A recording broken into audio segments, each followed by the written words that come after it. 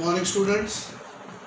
In this video we are going to start the new chapter class 12, that is chapter number 11, 3D geometry.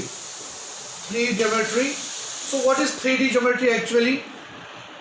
पहले तो आपने 2D के बारे में सुना है. सपोज यू हैव, अगर आपके पास एक रेक्टेंगुलर शीट होता है पेपर, तो उसमें लेंथ और ब्रेड, दैट मीन्स अभी तक हम पढ़ते आए हैं, तो वो है 2D, दैट इज 2D, वो 2D कहलाते हैं. रेक्टेंगुलर शीट ऑफ पेपर की बात करेंगे तो वो 2D हो गया.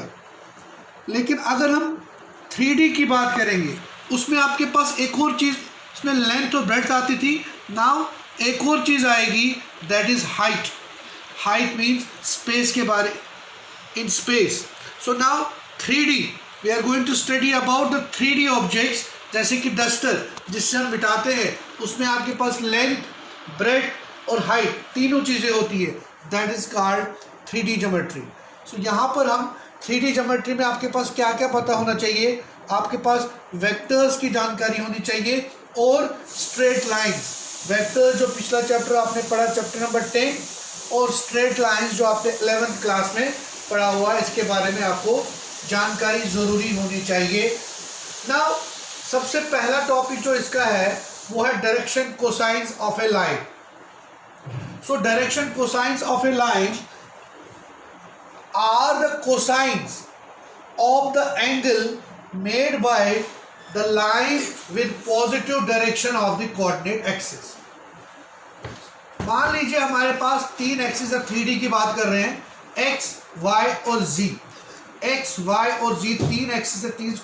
नाउ दिस ए लाइन, ये लाइन एक लाइन है जो एक्स एक्सिस के साथ एंगल अल्फा बनाती है, वाई एक्सिस के साथ बीटा और जी एक्सिस के साथ गामा.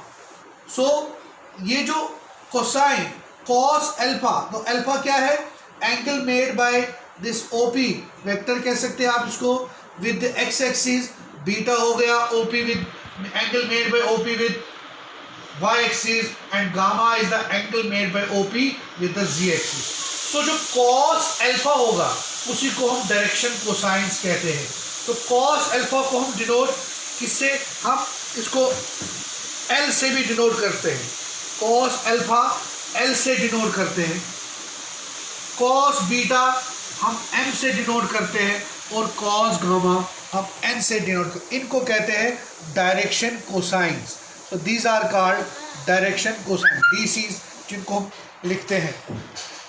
सो डायरेक्शन कोसाइंस कुछ भी नहीं है, वो क्या है, cosine of the angle made by this line with x axis जो कॉस अल्फा होगा, वाई एक्सिस कॉस बीटा, और जी एक्सिस जो कॉस गामा.